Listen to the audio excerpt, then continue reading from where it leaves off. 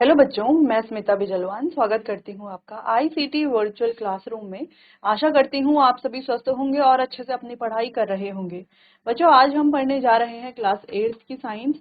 और class 8 science में हमारा चैप्टर चल रहा था पर्टिकुलेट नेचर ऑफ मैटर, जहाँ पर हम मैटर के पर्टिकुलेट नेचर के बारे में बात कर रहे थे। तो अभी तक हमने सॉलिड स्टेट और लिक्विड स्टेट लगभग पढ़ ही लिया है। सॉलिड स्टेट तो हमने कम्प्लीटली पढ़ लिया है। लिक्विड स्टेट के बारे में हम बात कर रहे थे, जहां पर हम बॉइलिंग और इवेपोरेशन में अपने लास्ट लेक्चर में डिस्कशन कर रहे थे। ठीक है, तो चलिए एक बार देख लेते हैं अभी तक हमने क्या क्या पढ़ लिया है, फिर आगे चैप्टर को कंटिन्यू करते हैं। तो सबसे पहले हमने मैटर के बारे में बात की कि मैटर क्या होता है। एयर क्यों मैटर है ये हमने देखा, ऐसे बलून वाले एक्सपेरिमेंट से, है ना। बलून वाले एक्सपेरिमेंट में हमने किया क्या, इक्वल एयर भरी, तो हमने क्या देखा कि बीम बैलेंस क्या है, एकदम बैलेंस है इस तरीके से। तो फिर हमने एक बलून की क्या कर दी, पूरी हवा जो है बाहर निकाल दी, इसे डिफ्लेट कर दिया। तो वो कैसा हो गया, इस तरीके से, है ना। मान लो इस बलून की हमने सारी हवा बाहर निकाल दी, तो दूसरा बलून क्या हैवियर है।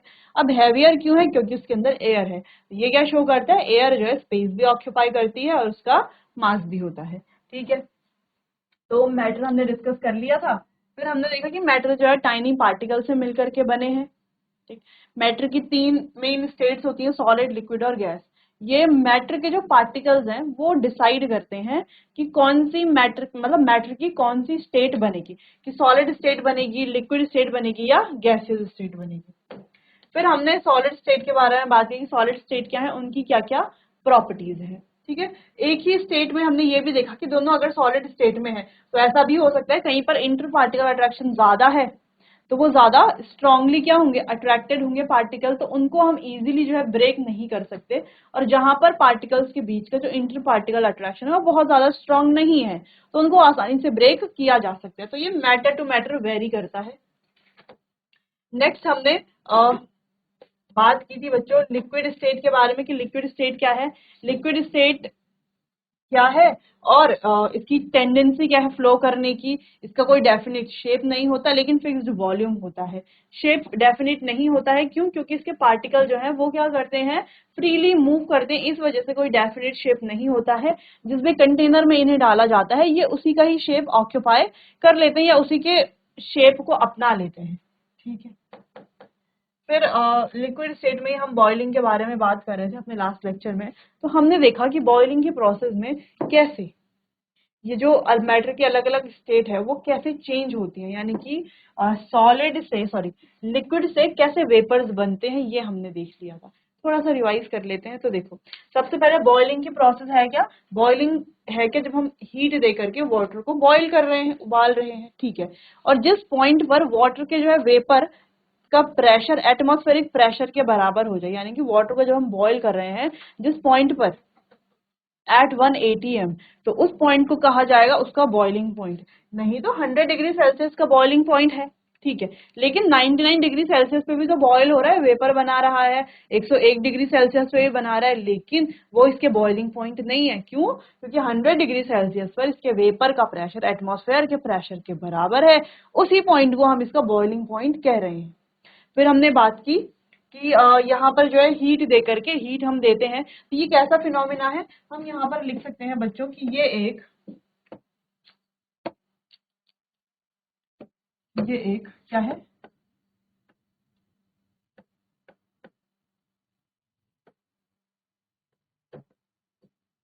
ये एक बल्क फिनोमिना है। ठीक है, क्या है, ये एक बल्क फिनोमिना है।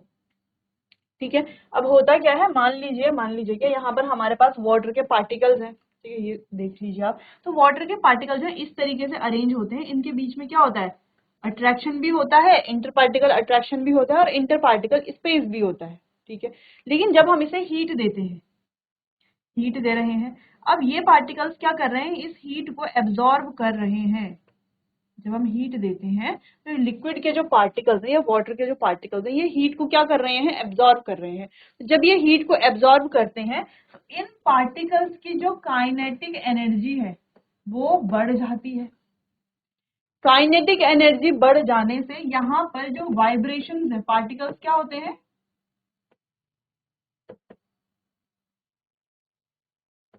पार्टिकल्स क्या करने लगते हैं, वाइब्रेट करने लगते हैं। ठीक है। जब पार्टिकल की काइनेटिक एनर्जी बढ़ेगी यानी कि मूव करने की एनर्जी बढ़ेगी तो पार्टिकल वाइब्रेट करेंगे, एक दूसरे से दूर होना चाहेंगे, धीरे धीरे उनके बीच का जो इंटर पार्टिकल अट्रैक्शन है वो हो जाएगा कम, बहुत कम। जब इंटर पार्टिकल अट्रैक्शन कम हो जाएगा तो वो एक दूसरे से दूर दूर जाएंगे यानी कि इंटर पार्टिकल स्पेस बढ़ने लग जाएगा, ठीक है, इंटर पार्टिकल स्पेस बढ़ने लगेगा। और धीरे धीरे ये जो लिक्विड है या वाटर है इसके जो पार्टिकल्स हैं धीरे धीरे लिक्विड स्टेट से गैसियस स्टेट में चेंज हो जाएंगे, इस तरीके से इतने दूर चले जाएंगे, लिक्विड से वेपर में चेंज हो जाएंगे या गैसियस स्टेट में चेंज हो जाएंगे। क्लियर है?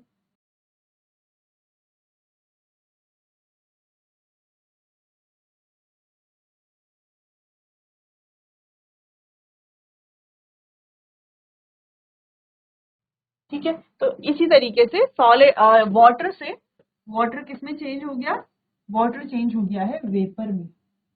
समझ में आया? तो ये प्रोसेस कैसे हुई ये इम्पोर्टेंट था हमें समझना, ठीक है, कि कैसे जो है ये चेंज हो रही है। बाकी इसे हम वैसे तो हायर क्लासेस में पढ़ेंगे ही कि ये जो मैटर के जो अलग अलग स्टेट हैं, हायर क्लासेस में क्या आगे आपके पास चैप्टर्स होंगे तो हम ये देखेंगे कि मैटर के जो स्टेट्स हैं उनमें कैसे कैसे चेंजेस आते हैं, ठीक है। साथ साथ हम यहाँ पर भी डिस्कस करते रहेंगे थोड़ा बहुत।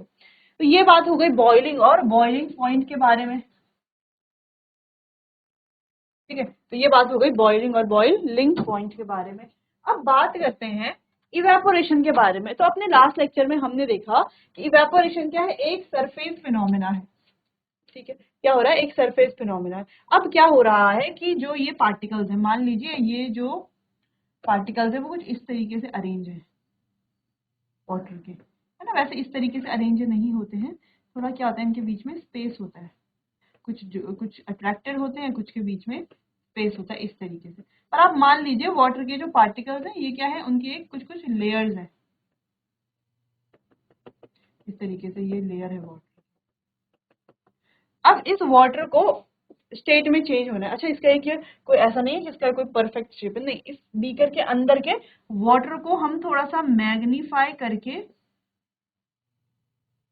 दिखा रहे हैं, है ना, थोड़ा सा मैग्नीफाई करके इस वाटर को हम दिखा रहे हैं।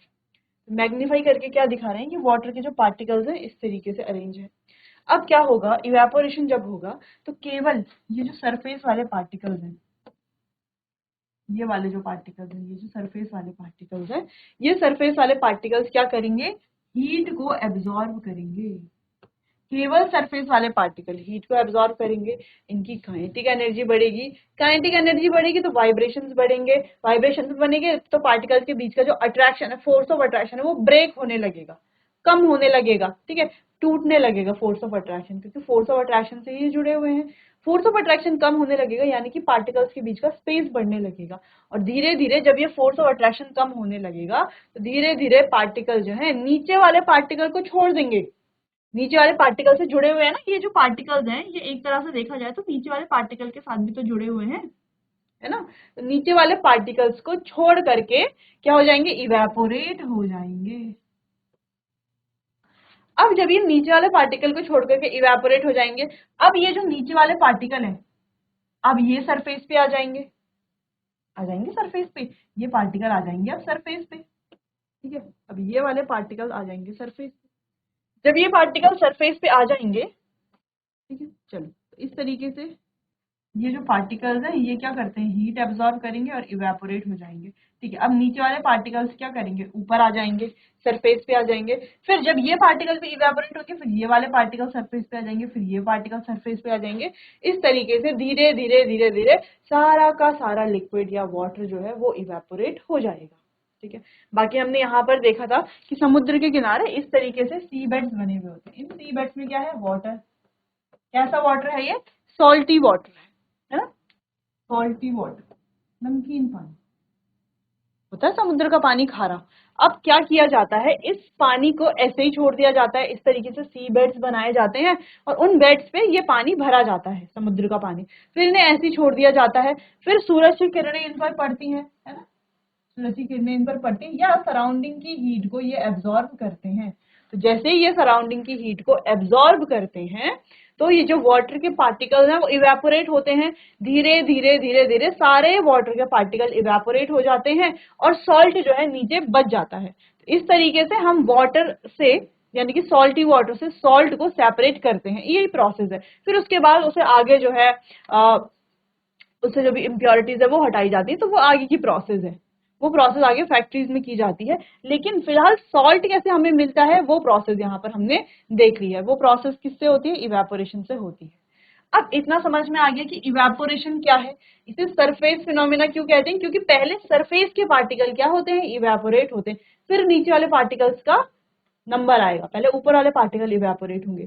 जैसे अगर हम बॉइलिंग की बात करते हैं तो बॉइलिंग में ऐसा नहीं कि नीचे वाले पार्टिकल ऊपर वाले पार्टिकल नहीं, वो तो बॉइल हो रहा है ना, सबको बराबर हीट मिल रही है, सबको बराबर हीट मिल रही है तो कोई भी इवेपोरेट हो जाता है, जिसको जल्दी जल्दी हीट मिलती है तो जल्दी जल्दी पार्टिकल जो है इवेपोरेट हो जाते हैं। लेकिन यहाँ पर सबको बराबर हीट नहीं मिल रही, केवल सरफेस के पार्टिकल इधर उधर से हीट एब्जॉर्ब कर रहे हैं। ठीक है, क्लियर है? चलिए, तो जैसे आपने देखा होगा पसीना हमारे फेस पे आता है, फेस पे या बॉडी के किसी भी पार्ट पर पसीना आता है, तो गर्मियों में अक्सर जो है फेस पे पसीना आता है, लेकिन कुछ समय के बाद आपने देखा होगा कि वो पसीना गायब हो जाता है। तो पसीना गायब क्यों हो जाता है? वो जो स्वेट है वो गायब क्यों हो जाता है? क्योंकि वो जो स्वेट है वो भी एक तरह से क्या है? लिक्विड ही है। तो वो क्या करता है, हमारे बॉडी के अंदर का जो हीट है उसको एब्जॉर्ब करता है। ठीक है, उस हीट को जब ये एब्जॉर्ब करेगा तो धीरे धीरे सेम प्रोसेस होगी और वो इवेपोरेट हो जाएगा। लेकिन यहाँ पर एक मेन पॉइंट ये है कि इवेपोरेशन जब होगा तो इवेपोरेशन क्या करता है? Causes cooling. इवेपोरेशन, एक इंपॉर्टेंट पॉइंट इसका ये है, इवेपोरेशन कॉजेज कूलिंग इफेक्ट या कूलिंग। इवेपोरेशन क्या करता है? कूलिंग करता है, यानी कि ठंडक करता है। जैसे आपको कहा जाता है कि गर्मियों में हमें सूती कपड़े पहनने चाहिए, है ना? तो ऐसा क्यों कहा जाता है? क्योंकि वो सूती कपड़े जो हैं वो क्या करते हैं, जो हमारे बॉडी पर जो स्वेट आता है उसको एब्जॉर्ब कर लेते हैं।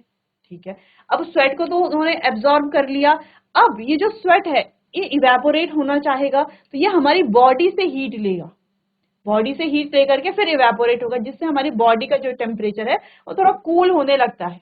ठीक है, दूसरी चीज, जब कभी फीवर आता है, जब कभी हमें फीवर हो तो फीवर के टाइम पर डॉक्टर क्या कहते हैं कि ठंडे पानी की हमें क्या करनी है?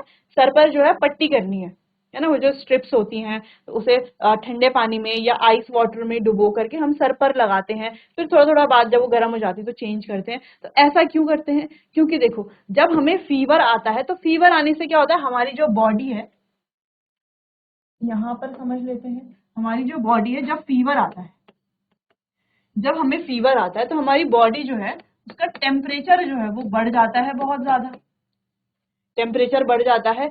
अब जब बॉडी का टेम्परेचर बढ़ रहा है तो क्या करते हैं हम, जो ठंडे पानी की जो स्ट्रिप्स होती हैं, इस तरीके से स्ट्रिप्स होती है ना, इस तरीके से स्ट्रिप्स हम अपने सर पर रखते हैं, क्योंकि सर ज्यादा गर्म होता है जब हम फीवर में होते हैं। इस तरीके की ठंडे पानी की जो स्ट्रिप्स हैं वो हम अपने सर पर रखते हैं। अब ठंडे पानी की स्ट्रिप क्यों रखते हैं? क्योंकि देखो, ठंडा पानी है, इस पानी को इवेपोरेट होने में ज्यादा समय लगेगा कि गर्म पानी को इवेपोरेट होने में ज्यादा समय लगेगा?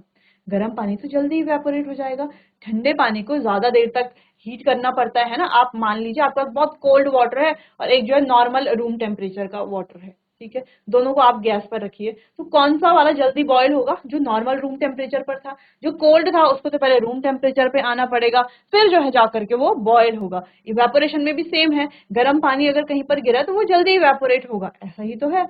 कोल्ड वाटर गिरा तो उसको टाइम लगेगा थोड़ा। तो यहाँ पर क्या होता है कि ये जो कोल्ड स्ट्रिप्स हैं, क्या कहेंगे इसे? Cold strips.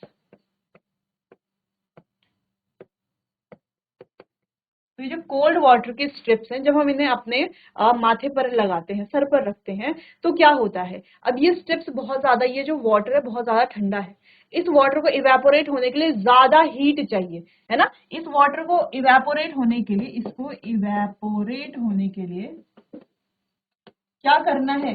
ज्यादा हीट चाहिए, हीट की अमाउंट ज्यादा चाहिए इवेपोरेट होने के लिए, जिसके लिए ये क्या कर रहा है, हमारी बॉडी से बहुत ज्यादा हीट खींचेगा इवेपोरेट होने के लिए, बहुत हीट खींचेगा। तो बहुत ज्यादा हीट जब खींचेगा तो ये कोल्ड वाटर जो है वो धीरे धीरे क्या होगा, इसके पार्टिकल्स जो है वो हीट खींचेंगे, फिर इनकी काइनेटिक एनर्जी बढ़ेगी, फिर धीरे धीरे जाकर के इवेपोरेट हो जाएंगे। ठीक है, यानी कि बहुत ज्यादा हीट ये हमारी बॉडी से खींचेंगे इवेपोरेट होने के लिए। जब हीट खींचेंगे फीवर में क्या हो रहा है, टेम्परेचर ज्यादा, यानी कि हमारी बॉडी हीट हो जाती है, टेम्परेचर ज्यादा हो जाता है, तो धीरे धीरे हमारी बॉडी का टेम्परेचर इन कोल्ड स्ट्रिप की मदद से क्या हो जाता है, टेम्परेचर कम हो जाता है, कम यानी कि बहुत कम नहीं, नॉर्मल हो जाता है टेम्परेचर। क्योंकि जो एडिशनल हीट थी, जो हमारा बॉडी जो है बहुत ज्यादा हीट हो रखी थी, वो हीट तो ये कोल्ड स्ट्रिप्स क्या कर लेती, खींच लेती हैं अपने कोल्ड वाटर को क्या करने के लिए, इवेपोरेट करने के लिए। इसीलिए क्या किया जाता है, इन स्ट्रिप्स को चेंज किया जाता है, जैसे थोड़ा देर हो गई फिर दूसरी स्ट्रिप्स है ना, दोबारा इसको ठंडे पानी में डाल करके फिर दोबारा से सर पे लगा दिया जाता है, ताकि धीरे धीरे जो है बॉडी का जो टेम्परेचर है वो नॉर्मल हो जाए। क्लियर है, समझ में आया। तो इवेपोरेशन की जो प्रोसेस है, यहां पर हमने देखा क्या, इवेपोरेशन की जो प्रोसेस है वो कूलिंग इफेक्ट भी कॉज करती है, ये हमने देखा। दूसरी चीज हमने देखी कि ये क्या है, एक सरफेस फिनोमिना है। और तीसरी चीज हमने ये देख ली कि ये बॉइलिंग से अलग क्यों है ना, समझ में तो आ गया है कि बॉइलिंग के क्या है, हमें हीट देनी पड़ रही है, बल्क फिनोमिना है, जबकि यहाँ पर हीट नहीं दे रहे, सराउंडिंग से हीट एब्जॉर्ब करके ये क्या है, एक सरफेस फिनोमिना है। क्लियर। अब बॉइलिंग कोई कूलिंग इफेक्ट नहीं देता, जबकि इवेपोरेशन क्या करता है, कूलिंग कॉज करता है, क्योंकि ये हीट को इधर उधर से एब्जॉर्ब कर रहा है, जबकि बॉइलिंग में तो हमें हीट देनी पड़ेगी। ठीक है, क्लियर है। चलिए, तो यही बात थी। अच्छा, कई सारे फैक्टर ऐसे हैं जो इवेपोरेशन के रेट को अफेक्ट भी करते हैं। जैसे कभी ऐसा नहीं है कि इवेपोरेशन हमेशा एक ही गति से होगा, नहीं, इवेपोरेशन जो है वो कभी ज्यादा होगा, कभी कम हो सकता है। तो ये अलग अलग फैक्टर्स हैं जो इवेपोरेशन के रेट को अफेक्ट करते हैं। तो हम यहां पर लिख सकते हैं फैक्टर्स अफेक्टिंग रेट ऑफ, या फिर जनरल नॉलेज के लिए है, इवेपोरेशन। तो कई सारे फैक्टर हैं जो इवेपोरेशन के रेट को अफेक्ट करते हैं। अब वो फैक्टर क्या क्या है, एक एक करके थोड़ा उसे डिस्कस कर लेते हैं। देखो, अगर हम सबसे पहले बात करें सरफेस एरिया की, तो सरफेस एरिया एक ऐसा इंपॉर्टेंट फैक्टर है जो इवेपोरेशन के रेट को अफेक्ट करता है बहुत ज्यादा। ठीक है, जैसे आप कभी कोई कपड़ा धोते हैं, ठीक है, आपने कोई कपड़ा धुला, अब आपको क्या करना है, उस कपड़े को सुखाना है। सुखाने का मतलब क्या है कि वो जो पानी है, वो कपड़ा जो गीला हो रखा है उसमें पानी, उस पानी को आपको क्या करना है, उस पानी को पूरा वहां से हटाना है, यानी कि उस पानी को आप चाहते हैं वो पानी पूरा इवेपोरेट हो जाए। तो क्या आप मान लीजिए ये कपड़ा आपने धुला है, तो इसको आप डायरेक्टली ऐसे करके डालते हैं क्या, नहीं ना। आप क्या करते हैं, इसके सरफेस एरिया को बढ़ा देते हैं। सरफेस एरिया को बढ़ाने से क्या होगा, है ना, जब भी छत पर आप कपड़े डालते हैं तो आपको क्या कहा जाता है कि फैला करके डालिए कपड़ों को, क्योंकि कपड़े का सरफेस एरिया बड़ा होना चाहिए। ऐसा क्यों, क्योंकि अगर सरफेस एरिया बड़ा है, जैसे मान लीजिए कि एक ये वाला हमारे पास बीकर है और एक बीकर ऐसा है, ठीक है, एक बीकर ऐसा है। इस बीकर में हमने क्या डाला है, 50 ml ऑफ वाटर। इस बीकर में भी हमने डाला है 50 ml ऑफ वाटर। अब ये 50 ml ऑफ वाटर ऐसा है और यहाँ पर ये 50 ml ऑफ वाटर कुछ कुछ ऐसा है। दोनों को हमने सेम टेम्परेचर पर, सेम टाइम पर, सेम कंडीशन में एक जगह पर रख दिया है। अब रेट ऑफ इवेपोरेशन कहाँ पर ज्यादा होगा, कौन सा वाले का, यानी कि कौन से बीकर का वाटर, यानी कि बीकर ए या ऐसे वाइड वाला बीकर बी, दोनों में से किसका पानी जल्दी इवेपोरेट होगा। अब आप कहेंगे दोनों में 50-50 ml वाटर है, दोनों same condition, same time, same जगह पर रखा हुआ है, तो दोनों का सेम टाइम पे ही वाटर इवेपोरेट होगा क्या, ऐसा होगा, बिल्कुल भी नहीं। ठीक है, एक टाइम पर इस वाले वाटर के केवल इतने ही पार्टिकल्स इवेपोरेट होंगे, जबकि इस वाले के एक टाइम पर इतने पार्टिकल इवेपोरेट हो जाएंगे। यानी कि यहाँ पर जो है एक टाइम पर कम पार्टिकल इवेपोरेट होंगे और यहाँ पर ज्यादा पार्टिकल इवेपोरेट होंगे, क्योंकि ये क्या सरफेस फिनोमिना है, एक टाइम पर सरफेस के ज्यादा पार्टिकल हीट एब्जॉर्ब करेंगे, यहाँ पर केवल इतने ही पार्टिकल हीट एब्जॉर्ब करेंगे, यानी कि यहाँ पर रेट ऑफ इवेपोरेशन ज्यादा होगा इसके कंपैरिजन में। ऐसा क्यों, सरफेस एरिया की वजह से। तो सरफेस एरिया अगर बढ़ेगा तो इवेपोरेशन का रेट भी बढ़ेगा। मान लीजिए ये कोई तार है और इस पर आपको दिया गया है एक कोई हैंकी मान लीजिए, कोई स्कार्फ मान लीजिए, है ना, तो इस तरीके से दिया हुआ है। अगर आपने उसे इस तरीके से फैला करके नहीं डाला, ठीक है, और सेम स्कार्फ को आपने जो है अच्छे से फैला करके यहाँ पर डाला है और क्लिप भी कर दिया है, इसको भी आपने क्लिप कर दिया है, ठीक है, तो क्या होगा, ये जल्दी सूखेगा या ये जल्दी सूखेगा, दोनों क्या है, बराबर ही है, लेकिन इसे हमने ऐसे फोल्ड करके रखा हुआ है और इसे हमने ऐसे बिल्कुल फैला करके रखा है, तो कौन सा वाला जल्दी ड्राई हो जाएगा। तो जब सन की रेज पड़ेंगी तो इसके जो है कम एरिया पर सन की रेज पड़ेंगी, जबकि इसके जो है ज्यादा एरिया पर सन की रेज पड़ेंगी। तो एक टाइम में इसके ज्यादा पार्टिकल्स इवेपोरेट होंगे और एक टाइम में इसके कम पार्टिकल इवेपोरेट होंगे, यानी कि ये जल्दी सूख जाएगा, है ना, क्योंकि सरफेस एरिया इसका बड़ा है, जल्दी जल्दी ज्यादा अमाउंट में वाटर जो है वो इवेपोरेट होगा। इसका सरफेस एरिया क्या है, यानी कि इसका सरफेस एरिया हमने कम किया हुआ है, ऐसा नहीं है कि कम है, कम किया हुआ है, हमने कम किया हुआ है, जिसकी वजह से एक टाइम पर इसके जो है ज्यादा पार्टिकल इवेपोरेट नहीं होंगे और इसको सूखने में तो बहुत समय लगेगा। ऊपर वाले तो फिर भी ड्राई हो जाएंगे, लेकिन नीचे वाले जो इसके नीचे जस्ट नीचे पार्टिकल्स होंगे, जस्ट नीचे जैसे फोल्ड किया होगा, उसको सूखने में तो बहुत टाइम लगेगा। ठीक है, तो डिपेंड सरफेस एरिया पर क्या होता है, इवेपोरेशन का रेट डिपेंड करता है। क्लियर, जो हम यहाँ से समझ गए हैं, तो डिपेंड क्या करता है कि सरफेस एरिया अगर बढ़ेगा, तो हम यहाँ पर शॉर्ट में लिख सकते हैं कि surface area is directly proportional to rate of evaporation. Short में लिख दिया है कि सरफेस एरिया अगर बढ़ेगा तो इवेपोरेशन का रेट भी बढ़ेगा, जो कि अच्छी बात है ना। इवेपोरेशन का रेट तब बढ़ेगा जब सरफेस एरिया बढ़ेगा, सिंपल सी बात है। नेक्स्ट पॉइंट हमारे पास है, यानी कि नेक्स्ट फैक्टर है टेम्परेचर।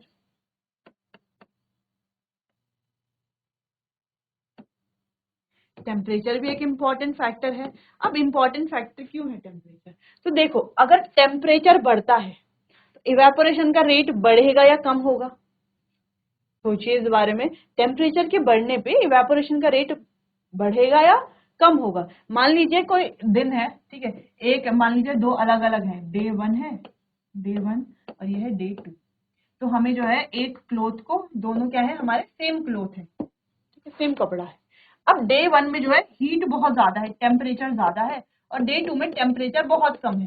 तो डे 1 में ये जल्दी सूखेगा या डे 2 में जल्दी सूखेगा, डे 1 में, है ना, टेम्परेचर ज्यादा है तो हीट ज्यादा है, पार्टिकल्स पे क्या होगी, सन की क्या पड़ेंगी, सन की रेज पड़ेंगी, ज्यादा हीट एब्जॉर्ब कर पाएगा अपने सराउंडिंग से, ठीक है, ज्यादा हीट एब्जॉर्ब करेंगे, पार्टिकल जल्दी जल्दी इवेपोरेट होंगे। जबकि अगर टेम्परेचर कम है तो हीट एब्जॉर्ब करने में टाइम लगेगा, पार्टिकल को इवेपोरेट होने में टाइम लगेगा, तो जल्दी इवेपोरेशन यहाँ पर होगा और लेट में इवेपोरेशन यहाँ पर होगा। यानी कि टेम्परेचर के बढ़ने पे इवेपोरेशन का रेट भी बढ़ जाता है और टेम्परेचर के कम होने से इवेपोरेशन का रेट भी बढ़ जाता है। ठीक है, तो हम यहाँ पर लिख सकते हैं temperature is directly proportional to rate of evaporation. अगर टेम्परेचर बढ़ेगा तो इवेपोरेशन भी बढ़ेगा। ठीक है, नेक्स्ट फैक्टर की अगर हम बात करें वो है एयर, या हम गए स्पीड ऑफ विंड, है ना, स्पीड ऑफ विंड,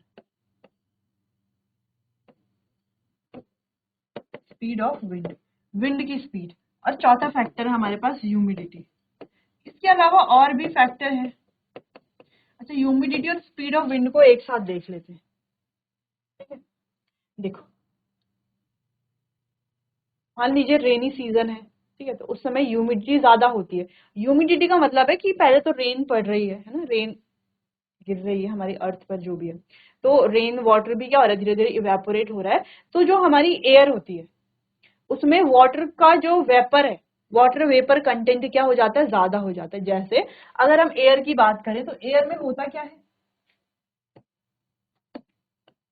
अगर हम एयर की बात करें तो एयर में क्या होता है, नाइट्रोजन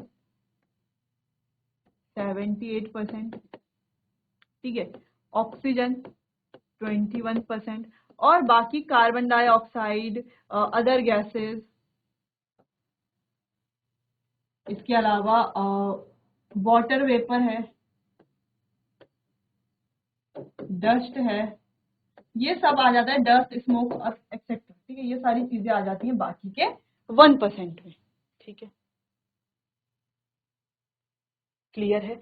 अब वाटर वेपर और डस्ट की अगर हम बात करें तो इनका कोई फिक्स्ड अमाउंट नहीं होता, ये डिपेंड करती है एरिया टू एरिया। कहीं पर वाटर कंटेंट ज्यादा हो सकता है, कहीं पर डस्ट ज्यादा हो सकती है, साफ जगह है तो वहां पर डस्ट जो है कम हो सकती है, स्मोक कम हो सकता है।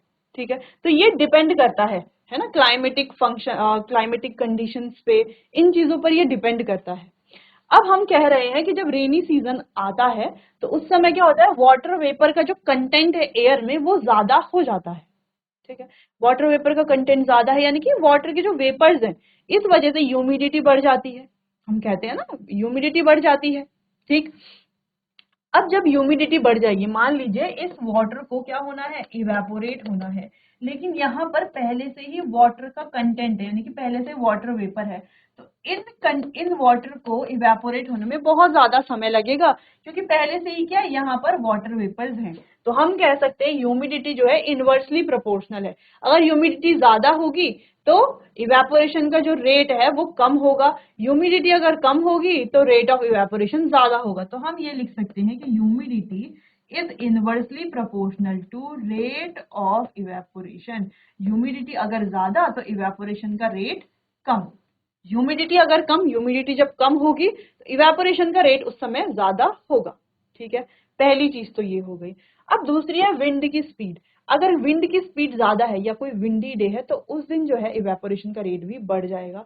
मान लीजिए आप देखेंगे कि रेनी सीजन में कपड़े जो है वो सूखने में काफी समय लगाते हैं, क्योंकि पहले से ही ह्यूमिडिटी है ना, तो कपड़ों से कैसे जो है वेपर्स बनेंगे, नहीं बन पाएंगे वेपर, है ना, इजीली नहीं बनेंगे, क्योंकि पहले से ही वाटर कंटेंट बहुत ज्यादा है एयर में। पहली चीज तो ये हो गई। दूसरा, लेकिन अगर विंडी डे है, उस दिन विंड चल रही है बहुत ज्यादा, तो इवेपोरेशन का रेट बढ़ जाता है। क्यों बढ़ जाता है, कि जैसे मान लो यहाँ से इस वाटर को इवेपोरेट होना है, लेकिन यहाँ पहले से ही क्या है, वाटर के वेपर्स हैं। लेकिन अगर विंडी डे है, विंड चल रही है, तो विंड क्या करेगा, इन वाटर के वेपर्स को यहाँ से हटा देगा, है ना, यहाँ से ले चलेगा आगे की तरफ या कहीं और दूसरी तरफ। ठीक है, तो विंड क्या करता है, इस वेपर को यहाँ से हटाएगा, जिस वजह से ये जो वाटर था ये इजीली क्या कर लेगा, वेपर बना लेगा, और ये वेपर भी यहाँ से हटते जाएंगे और वेपर जल्दी बनते जाएंगे विंड की वजह से। तो स्पीड ऑफ विंड क्या करती है, रेट ऑफ इवेपोरेशन को बढ़ा देती है। ठीक है, विंड की अगर स्पीड बढ़ेगी तो इवेपोरेशन का रेट भी बढ़ेगा, ये आपको नोट करना है। ठीक है, तो इसको हम यहाँ पे नोट कर लेते हैं। तो हम लिखेंगे speed of wind is directly proportional to rate of evaporation. तो अब हम यहाँ पर काफी चीजें समझ गए हैं कि अगर सरफेस एरिया बढ़ेगा तो इवेपोरेशन का रेट भी बढ़ेगा। तो मान लीजिए अगर हमें इवेपोरेशन का रेट बढ़ाना है तो हमें सरफेस एरिया ज्यादा करना पड़ेगा, टेम्परेचर बढ़ाना पड़ेगा, और स्पीड ऑफ विंड अगर ज्यादा हो तो भी इवेपोरेशन का रेट ज्यादा होगा। और अगर हमें इवेपोरेशन का रेट कम करना है तो ह्यूमिडिटी बढ़ानी पड़ेगी, इवेपोरेशन का रेट बढ़ाना है तो ह्यूमिडिटी को कम करना होगा। क्लियर है? चलिए, तो ये कुछ फैक्टर्स हैं जो इवेपोरेशन के रेट को अफेक्ट करते हैं। इसके अलावा और भी कई सारे फैक्टर्स होते हैं, लेकिन फिलहाल के लिए सिर्फ इतना आपके लिए सफिशिएंट है। फिर हम आगे चैप्टर को कंटिन्यू करते हैं।